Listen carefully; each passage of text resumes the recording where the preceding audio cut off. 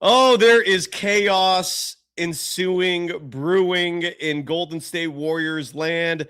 The owner sending emails to fans disparaging the head coach that we've been heavily criticizing on this program for years. We've been 3+ years ahead of the curve on this. Finally, everyone else is coming around seeing the madness that is the head coach and the coaching staff of the Golden State Warriors.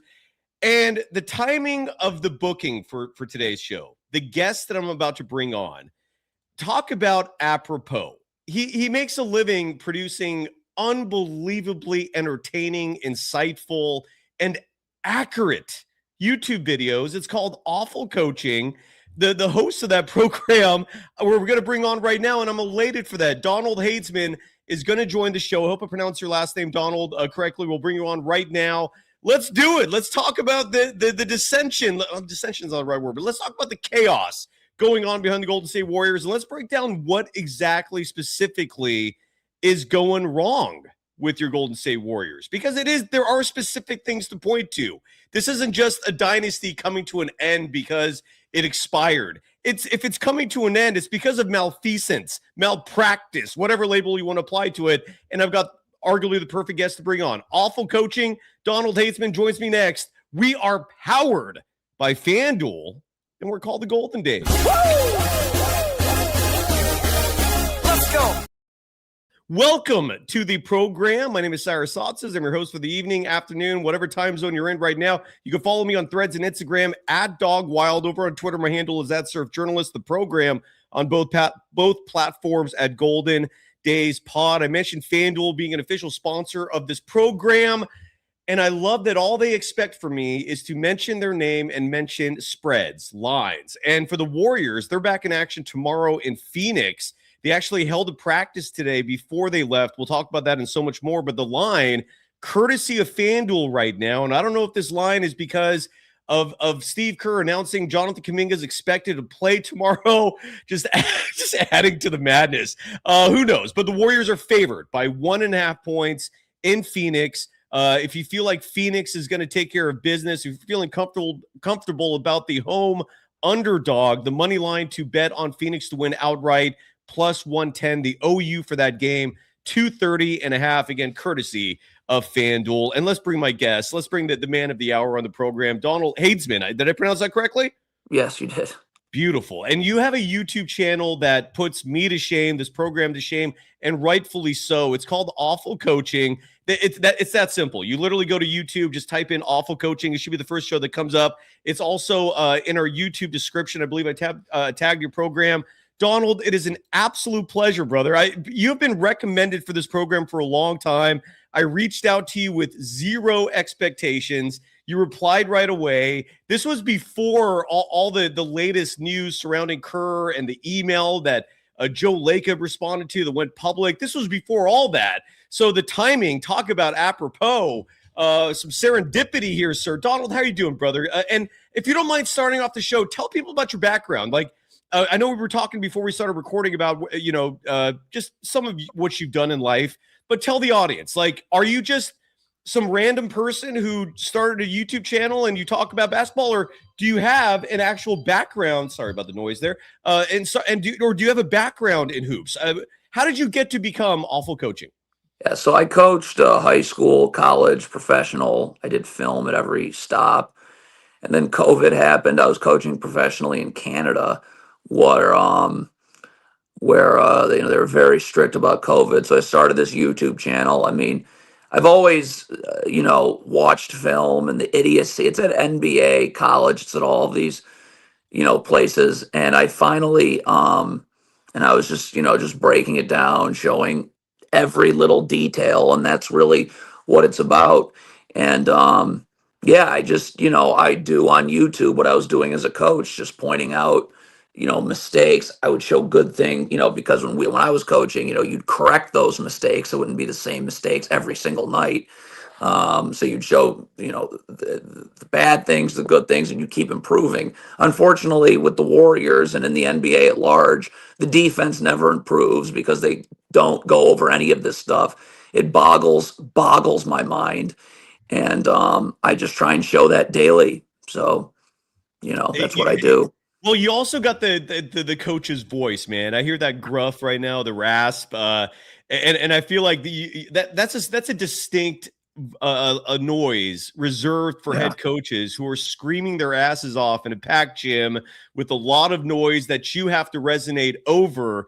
But where have you coached, if you don't mind? Like, can you name a couple schools? Yeah, I was at Mary Grove College and the University of Michigan Dearborn, which were NAIA schools. I was the head varsity coach of a high school in Pontiac, and then I was an assistant coach for the Windsor Express and the National Basketball League of Canada. And all along the way, I was always running film, always breaking down the film, always breaking down the tape. And it was really when I was coaching professionally in Canada where I realized that, and it's the same thing in the NBA, not so much college, but everybody scores over 100 points in the professional league I was in Canada and in the NBA. I mean, I don't remember exactly. I believe last year's lowest scoring team averaged like 108 points. It was like the Wizards. So everybody scores over 100, no matter how bad you are or not. It's that everybody gives up over 100 as well. And it's because of a complete lack of attention to detail defensively. And there's a lot that goes into attention to detail defensively, whether it's in transition, whether it's guarding screens, whether it's rotating when the ball moves. And especially at the NBA level, it's even heightened. Um, and so, any team in the NBA, I mean, the Washington Wizards could win a championship this year if they would just hold teams under 100. And any well-coached, attention to detail basketball team should be giving up less than 100 points.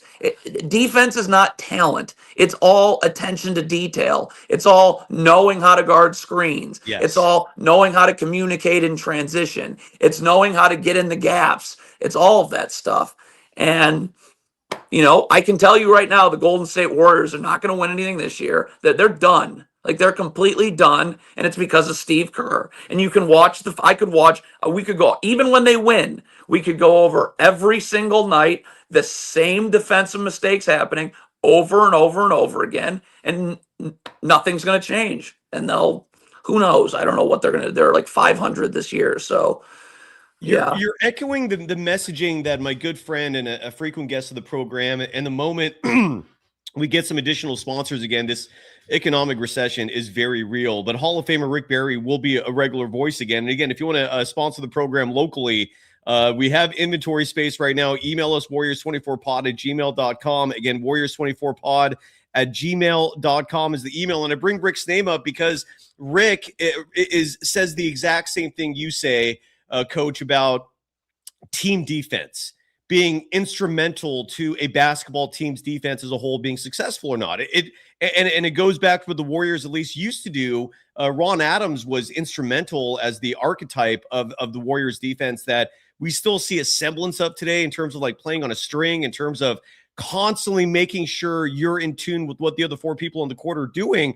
And it's funny, like, I've watched their videos, and I think you're absolutely right. Like, there was one pick and roll defensive play, for example, in the Warriors' most recent game where I think Pat Spencer opted to fight over a screen, and you were picking out the fact that he should not have done that because Jimmy Butler was right there to cover the weak side, and all Pat Spencer had to do was just stay with the ball, and the defense would have been fine. But the breakdown, you pointed it out astutely, sir. But my curiosity is, I feel like you and I are critiquing two very different things that both come to the same conclusion. You're criticizing a lot of mishaps coaching-wise in terms of actual plays not being executed properly. My critique, and I know in no way am I pushing back against you. I agree with everything you're pointing out, but what's glaring to me is the personnel decisions, which is also coaching, right? Like, you play the best players, and I don't think it's complicated.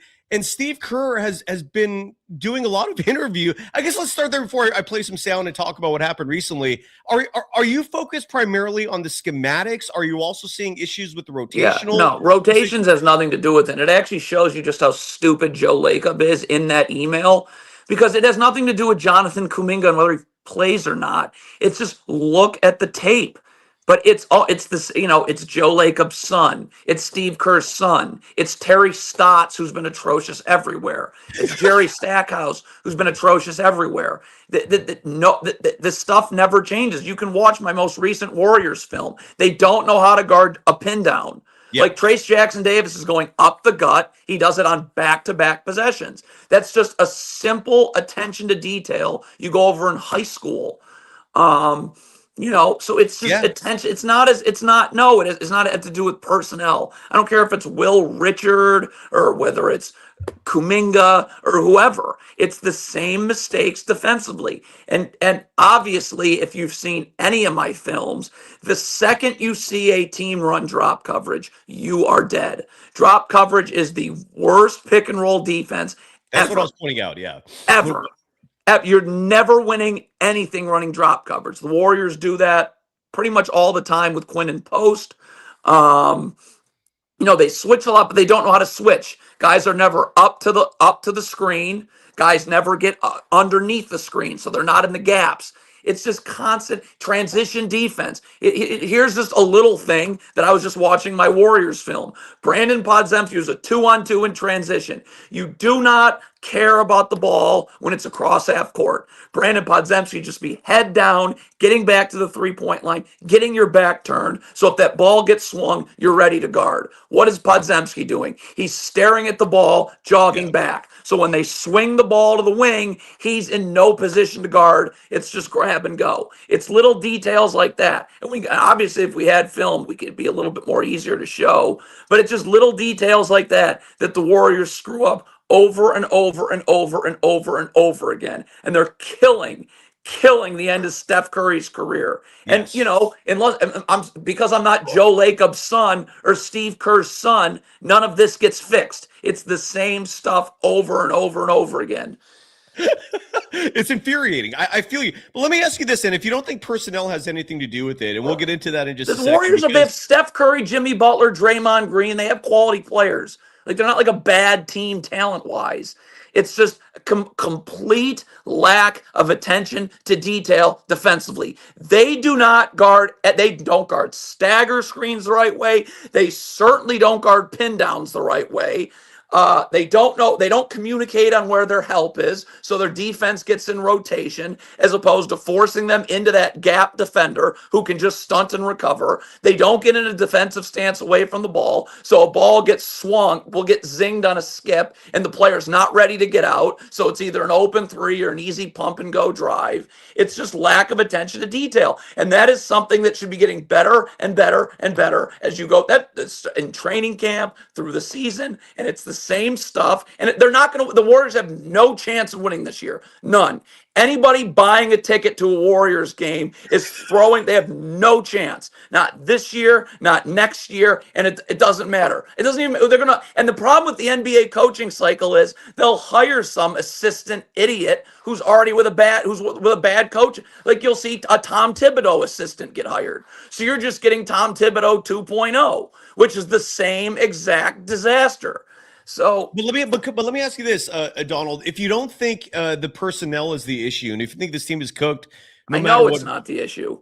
But then what changed? Because this team wasn't always bad defensively. This team was winning 1-4. No, they were always bad defensively. It was relative to the other garbage NBA defenses that they weren't bad. Any well-coached defensive team does not give up 100 points a game. And it showed me just how bad the defense was, because 2 years ago, when Celtics won the championship, they had as loaded a roster defensively as you could possibly have. They had Derek White and Drew Holiday, one of the better defensive backcourts like ever. They had Jason Tatum and Jaylen Brown, elite defensive wings, and they were still consistently giving up well over 100 points.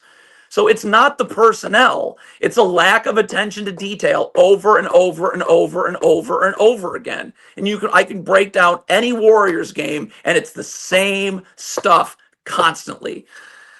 So what's changed? What happened from this team being a 4 championship, being a dynasty, to being Kevin Durant? Kevin Durant changed, and then obviously they won the championship a couple of years ago. They had some breaks injury-wise. But they were never a great defensive team. They've always been doing stupid things like drop coverage. They've never guarded pin downs the right way. So you can just watch any Warriors game. A down screen, you chase over the top. Okay, I showed multiple clips of Trace Jackson Davis going up the gut, and you always, and this never happens ever, and this is where the Warriors get beat on this type of screen. If your man is setting that screen, you need to be attached with your arms extended so the player cannot curl. If the player is able to just curl right off the screen and you're chasing over the top defensively, you have no chance. You got to get your hands extended so they have to go out, and it gives that player time to get up above and over the screen. And then nothing's changed. Nothing's changed. The players have gotten Results a little have changed. That's why yes, I'm asking. The players have gotten older. The players have gotten older. Maybe their depth isn't as good. I mean, Quinn and Post, Podzemski. I think the talent does play a part in this, Coach.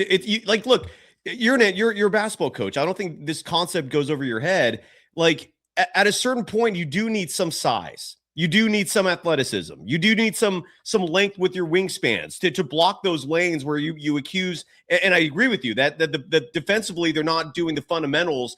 Simple things like having your arms. And they don't rotate to the ball. When the ball moves, you move away from the ball. So when you're talking about and you'll see the Warriors hugging up to the 3-point line for absolutely no reason, as opposed to getting halfway between the ball and the 3-point line. I was watching the clips from the game the last game I did when they lost to Minnesota. You have Jimmy Butler, instead of rotating to the ball, getting halfway up above the 3-point line, he's dropping down to the elbow so that his help isn't happening until the ball's in the paint, and at that point it's too late anyways.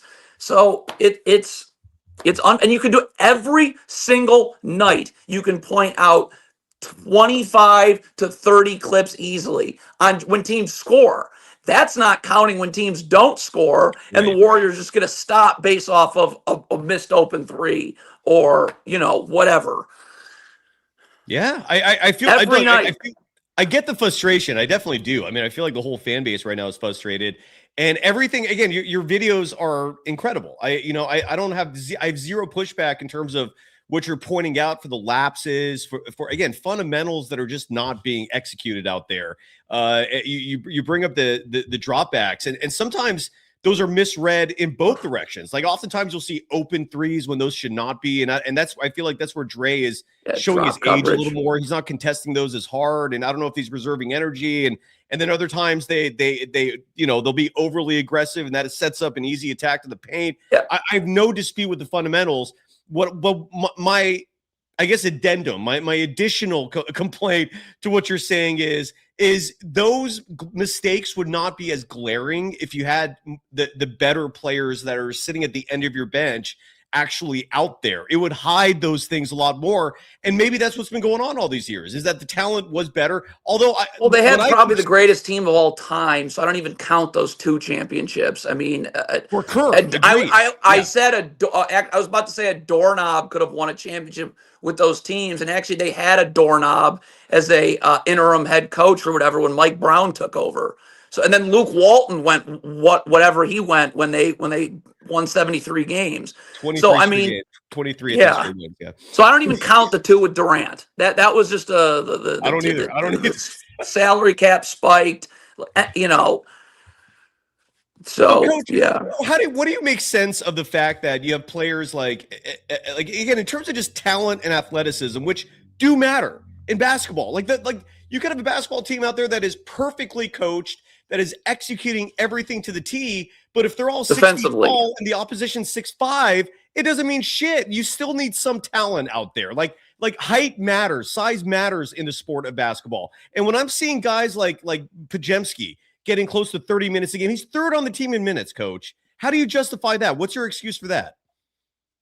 I mean, Podziemski's not a bad player. I mean, he's a rotation guy. Their main 3 are Steph, Draymond, who's, I don't know how much of a superstar. Coach, Draymond gets less minutes than Podziemski. That's why do you justify Podziemski being third on this team in minutes when you can win with someone 3-point shooter, poor defender, the assist numbers routinely? Yeah, but you can make him a better defender by making sure that he knows where his help is at all times. You can make him a better defender. Again, some of the getting out of drop coverage. Getting out of drop coverage. There's nothing like Draymond Green, who's phenomenal defensively. If you throw him in drop coverage, if you run an empty, first of all, if you run an empty side ball. Oh, the other thing the Warriors always do is they go over handoffs. You don't go over handoffs. In that Timberwolves game, at least they went over 4 different handoffs, and it just leads to 2-on-1s. It's the same thing as drop coverage.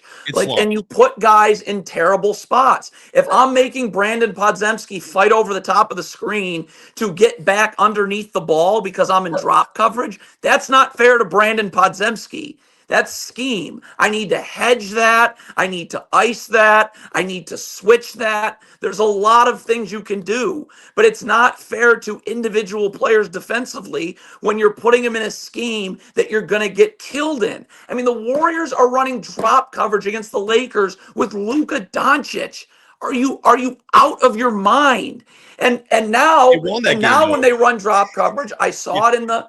There's so many things that drop coverage does that kills you. One of the main things is that you need backside help. Unless you're switching, you need backside help. If you're icing, you need backside help. If you're hedging, you need backside help. So if you're in drop coverage, you need backside help. And when you're in drop coverage, you let the ball handler in the lane. So now when a backside defender swings over, those skip passes couldn't be easier because they're not even really skip passes because you're letting them in the lane. It's just basically one pass away and you get killed. Forgetting everything else, the fact the Warriors run their drop coverage means they have no chance ever. And I could show you over and over and over and over again. And yes, Quinn and Post and Brandon Podziemski are not great defensively. But if you put them in situations where it's impossible for them, that's what I'm talking about. Like the Celtics had great defensive players that year they won the title. But if you're putting Drew Holiday in drop coverage, you're making him fight. He's out of the play. Yeah. So you're giving up 2-on-1s. You're giving up 3-on-2s where it's easy to zing the ball to shooters. And against the. I hear you. I'm just saying, like if we had a simulation, let's say where, let's say the coaching is good. Let's say the coaching is being taught properly, and all the players are disciplined enough to follow those instructions and execute. At that point, I would rather have, let's say Kuminga and Podziemski are both executing perfectly. I'd rather have the guy who's 6'7", who can hop out of the gym, who has a wingspan of almost a foot longer out there instead of the shorter dude. Like, I do think those things matter too, is all I'm trying to say. Like who you play. If you play 5 scrubs out there, you can execute the best coaching plan imaginable, and you're still not going to win because talent has to also be out there. And I also think that's why Steve Kerr, his coaching malfeasance was masked for a lot of years. Because like you said, those 17, 18 teams with Kevin Durant, that's unfair. And that's why when people say, Kerr, 4 championships, bro, I always respond with Casey Jones, 4 championships, bro. No one's talking about Casey Jones because he had Larry Bird's Celtics. Right. I mean, Phil Jackson won 11, but like the 2 years he didn't have multiple Hall of Famers, they didn't make it out of the first round. Right. At least they made the playoffs, though. Steve, at least Phil never missed the playoffs. That's one thing I'll give him credit for, but you're absolutely right on that front. They call me crazy in the chat saying, what's wrong with Mike Brown's coaching? And before you answer that, I want to preface it by saying a couple former players, Dennis Rodman and Boogie Cousins, have both publicly critiqued Steve Kerr for being lazy, right? Very laissez-faire approach to coaching. And a lot of players do like that. But when you have a team with youngsters and when you have a team who with players who are relatively raw, who need some hands-on instruction, a workaholic type coach, someone who sleeps in the office, I think will produce better results. Mike Brown is the antithesis of what Steve Kerr is. Mike Brown was sleeping on the couch in his office. Mike Brown. Mike Brown. How many times has he been fired? Well, I don't know. What about him do you not like? Is it similar to Kerr? Well, he had LeBron for 5-6 years, 1-0. Had Kobe. I don't know who was on those teams. Like it was Kobe, Bynum, Gasol, 1-0, got fired. Was with the Cavs twice. Dan Gilbert, another moronic owner, had Mike Brown twice fired. The Knicks won't win anything this year. If you watched the Cup last night, they're constantly running drop coverage. Again, it's the same lack of attention to detail. They're not moving when the ball moves. They're not in the gaps. It's, and what clearly teams don't understand is that your help cannot come from the paint. The help's got to come from the gaps, from the wing or from the corners. Because if you help from the paint, you're not going to be able to recover from that. But if I'm in a defensive stance with my feet set, I can stunt, get back out. I show that all the time. But you see guys hugging the 3-point line. So now your help comes from the paint. So now it's just a drop off for a dunk. It's just little things. And I wish we could actually look at some of the film from that to make it easier to see. Well, but, I don't look. Kudos to you for I don't know how you get away with showing the clips, because, and I feel like a lot of you folks who started your channels around the pandemic have been given some sort of leash, or maybe you know the secret. I don't know, but every time it's called fair use if you're transforming. So you dispute everything. Is that what you're saying? No, it's just fair use. Like you can, if you're doing I know what something. Fair use is. I'm a yeah. That's what it is. Law is one of my I've never had issues. So you just have never been flat. I get dude. The moment I play one little clip, YouTube's like strike copyright, and it's the NBA who's coming down on me. Like, and this is where, again, I think in 2020 there were a bunch of creators who the NBA just said, you know what, you're helping our game, you're promoting it. We're not going to flag you, because when I try, again, we're just a year plus old. We're relatively new. Every time I try to play a highlight, I wish I could. I wish we could play highlights. Anytime you want to highlight, and I can show you exactly why the Warriors sucked that night. Well, again, it's your channel. People can follow you, subscribe. You're huge, man. Like, your channel is massive. Awful coaching. It's really simple. It's not hard to find you. Nick, and I wish we could throw up film on here so that we could actually. Well, if you ever want to bring me on your show, and again, show you how stupid drop coverage I'm not opposing, but just, if you ever want to talk about it in a place where you can show me, I'd love to see it. But Nick the Greek in our chat, one of our longtime Golden Dazers, is asking, in your opinion, Donald, how does the Warriors system operate in the G League? The Warriors G League team is playing very poorly this season. They have 1 or 2 wins. Disregard that, coach. Here's a better question that I think will also answer Nick the Greek.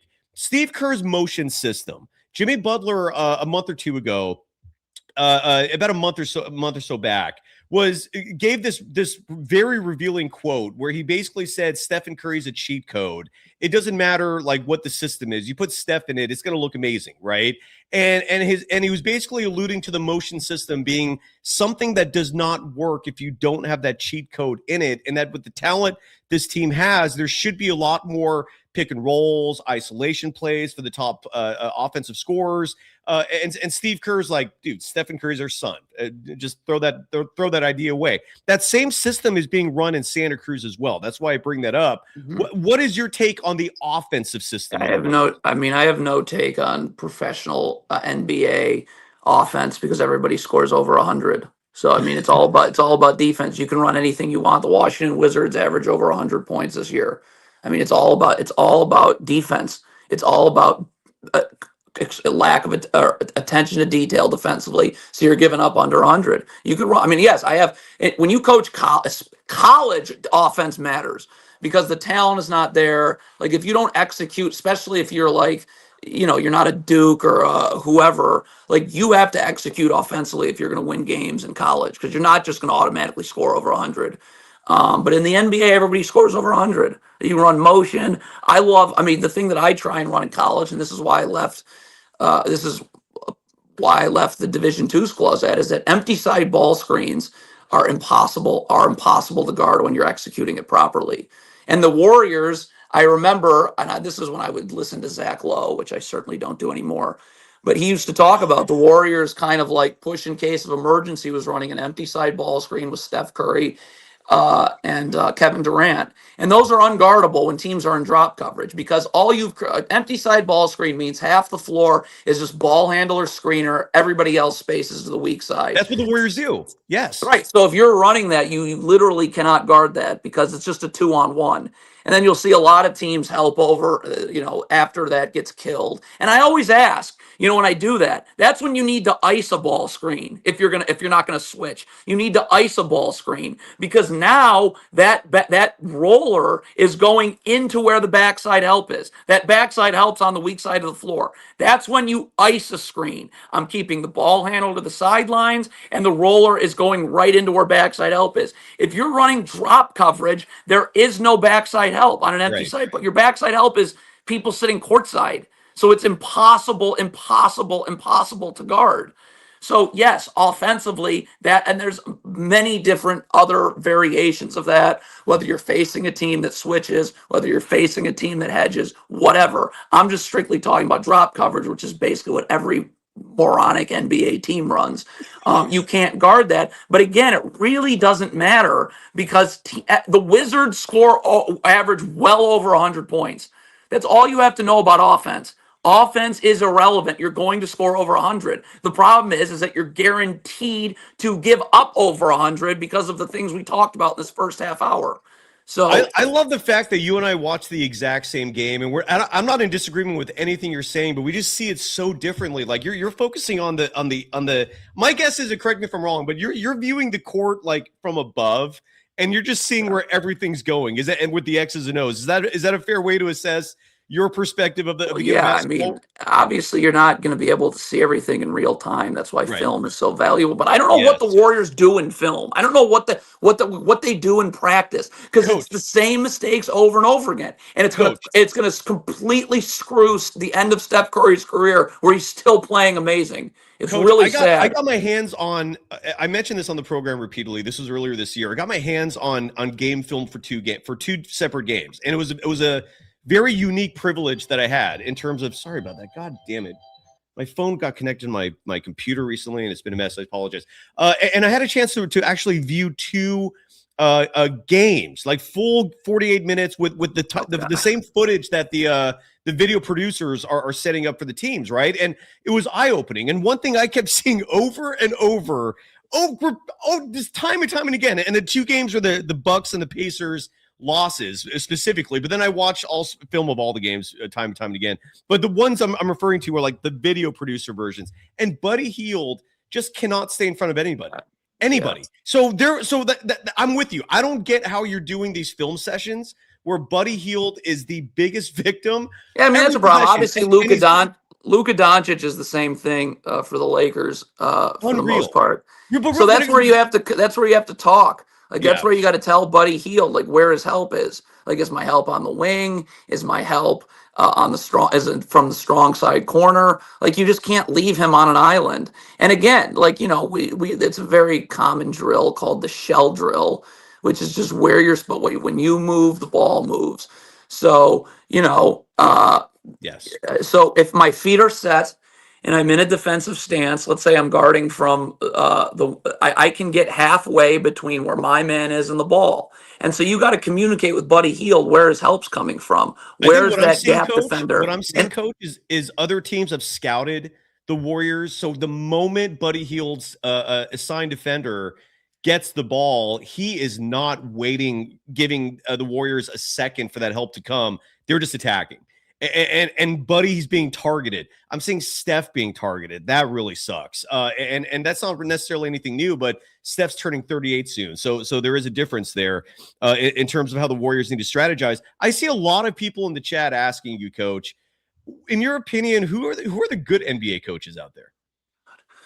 I get asked this all the time. I don't know. That's a tough one. That's a tough one. But getting back to your Steph Curry and Buddy Hield thing is like, you've got to be, and again, that's all attention to detail. Yeah. Okay, you have a couple of bad defenders. That's all attention to detail. So where's my help? Okay, am I pushing him baseline? That means I'm going to have to rotate. That means I'm going to have to help from the basket, and then I'm going to have to rotate down and help the helper, and then rotate from there. That's a lot harder than actually just being in the gaps, feet set, stunt, recover. But again, like, your help has got to be up the line. If you're waiting to help until he gets in the paint, it's too late. Yeah. So now I'm telling Buddy Hield, like, help side is here, help side is there, and I'm loading up in the gaps, and I'm making, and again, the Warriors will get in the gaps, but their feet are never set. If you're going towards the ball, on the kick out, you're never getting out. But if my feet are set and I'm just jabbing and recovering, I can get out. That's another attention to detail the Warriors don't have.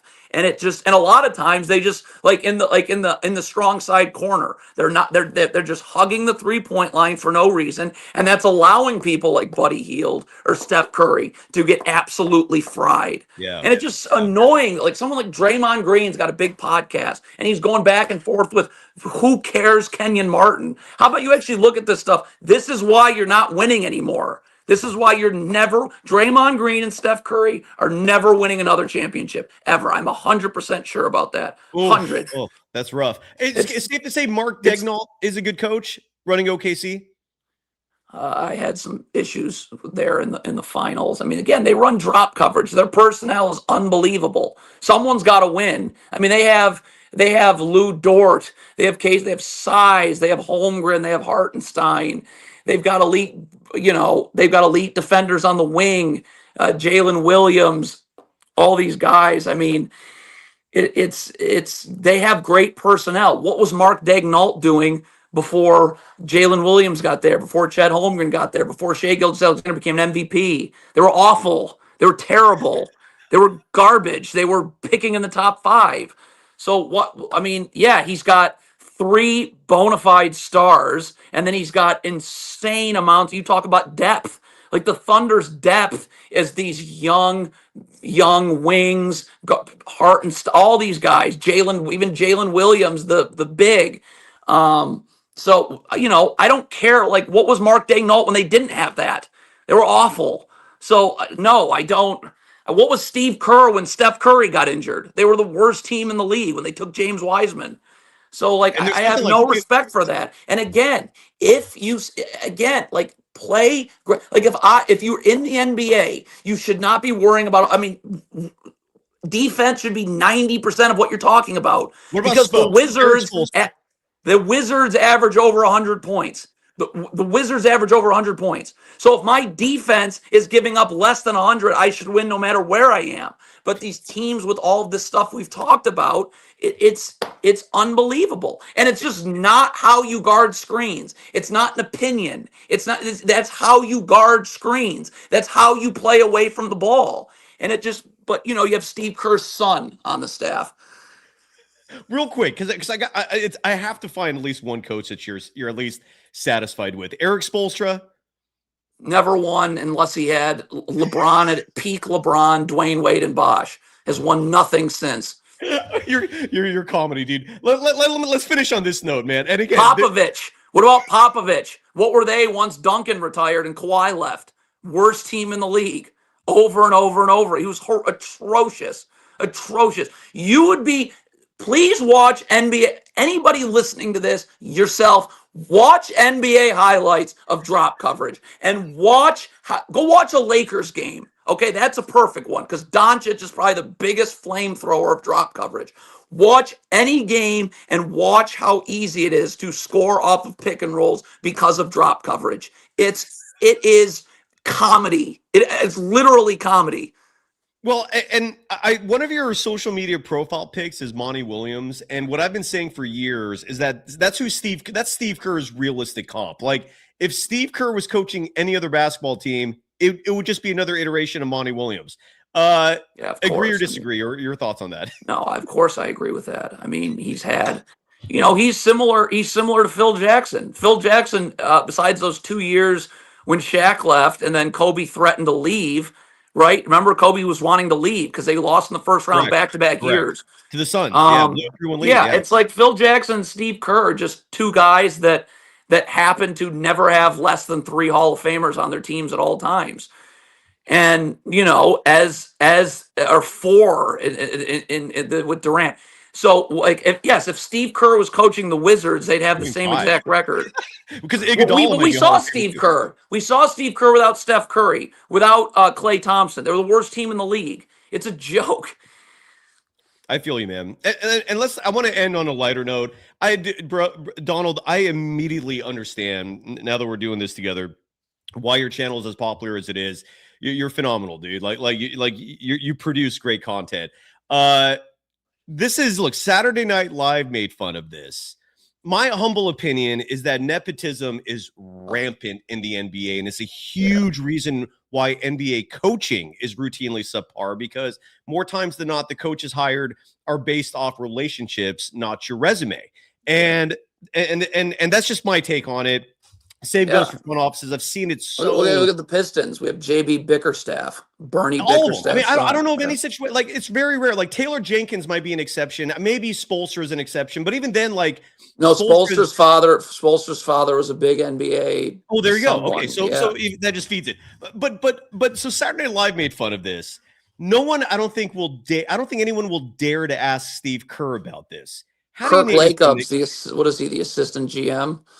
Like, how do you name your son? Yeah, well, that Lacob too. Yeah, but he's the owner. That's far more. At least there's a little rationale to that. Although I guess there's no rationale. I'm not defending nepotism. Period. Fine. But with Steve Kerr, that's what I want to focus on specifically here. How do you name your son Nicholas with the last name Kerr? Your thoughts? Yeah, I don't know. I'm kind of. That's not really my problem. Is that he's an assistant coach with the Warriors. I know. But think about another. By the way, we have the Pistons G League team as head coach is Jamel McMillan. So I mean, it's just the nepotism just drives me absolutely. It's up a wall. Last year, when the Nuggets won a championship, their head coach was Mike Malone, who's Brendan Malone's son, was an assistant with the Pistons when they had.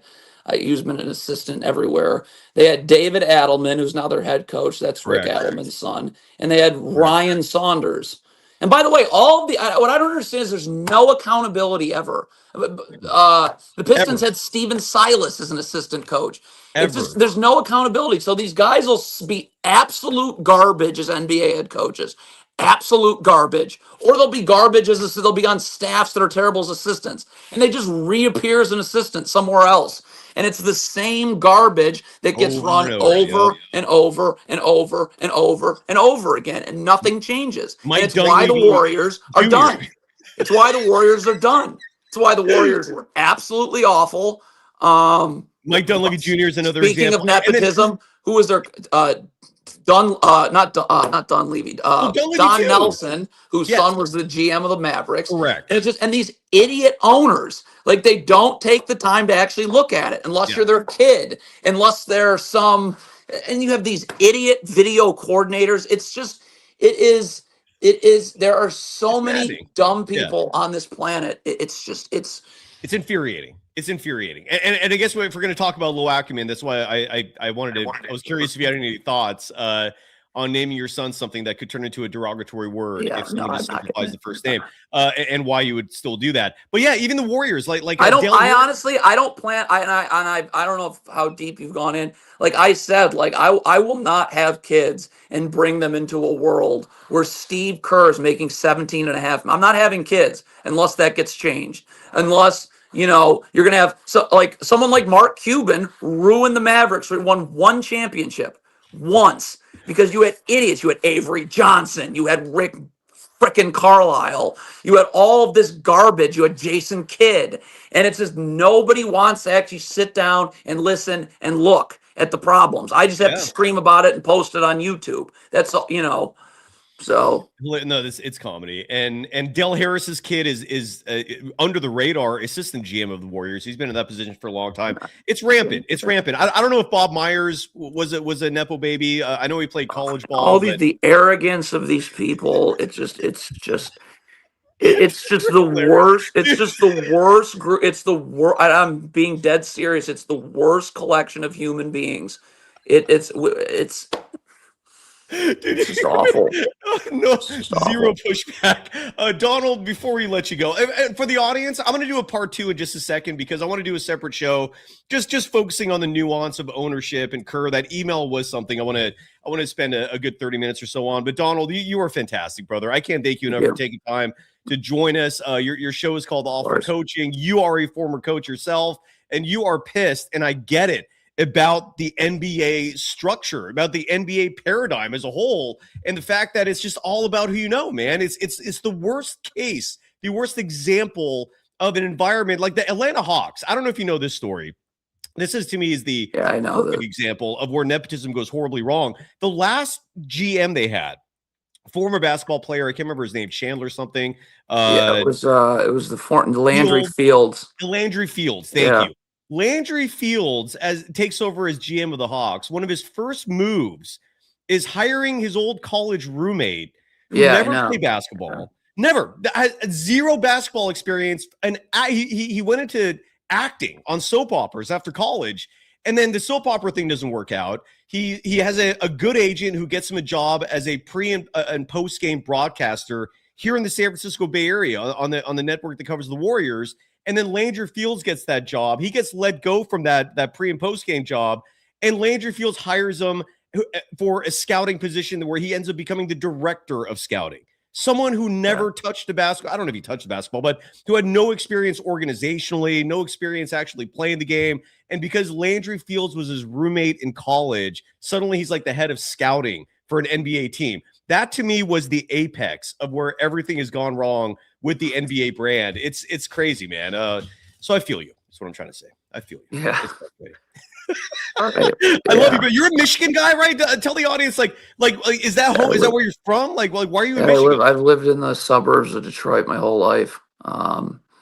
Yeah, still What's your here. take on Saginaw? Because Draymond, that's his home, and I've never been. It's like an hour or two away from here. Okay. I wish Draymond Green on his podcast would ever talk about something, because he's this great. All he doesn't shut up about how many defensive teams he's made. But like actually looking at the Warriors scheme as opposed to beefing with Kenyon Martin, I don't understand why anybody would care about any of that. I mean, the Warriors are literally melting. They're not going to win anything. The reasons they're not going to win anything are so obvious, and nobody wants to talk about it. And Steve, what did he say? What did Steve Kerr say yesterday? Yeah, we're all frustrated. Those press conferences are just a joke. I've been playing this clip forever when it comes to Steve Kerr and his approach to the Golden State Warriors. Serious people at all. Like they're just not serious people, dude. Like he's like Kerr's like giggling and laughing doing these interviews, joking about. And again, we'll talk about this in part 2, but joking about how Will Richard's doing great, but Buddy's a veteran, and I gotta give time to the old guys. And it's just it's insane. It's utterly insane. Like there's no logic, there's no rhyme or reason to any of this.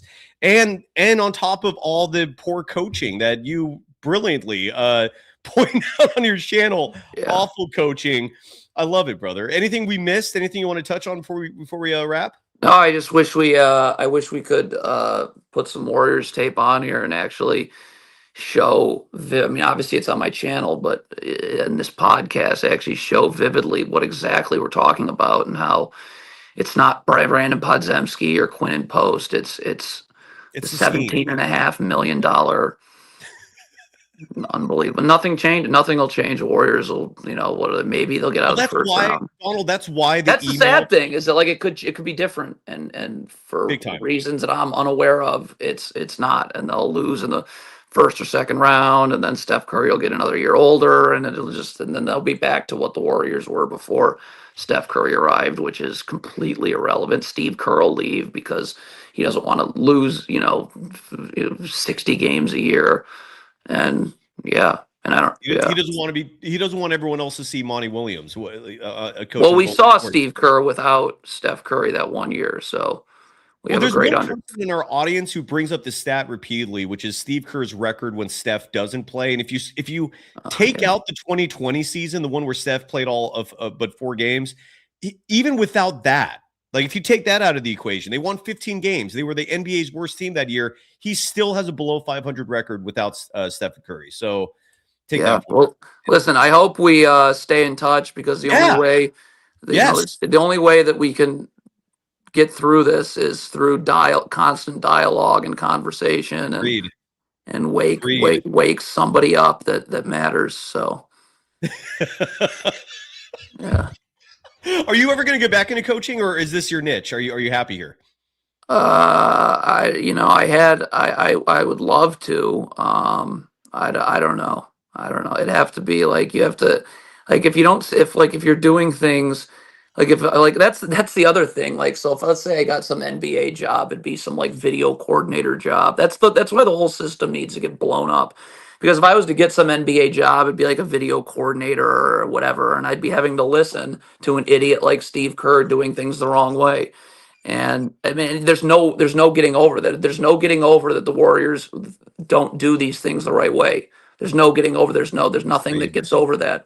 Agreed. So I don't I know. feel For like the now, vibe, just if you were here. the video coordinator of the Warriors, I could picture how that would go. You'd present a pages of notes to the head coach. Coach, this is what I'm seeing we're doing wrong. This player's not rotating quick enough. This person's not doubling back fast enough. This person's not fighting over the screen. Like I could see that, and I could see Kerr going, "Yeah, huh? Great, thank you, Donald."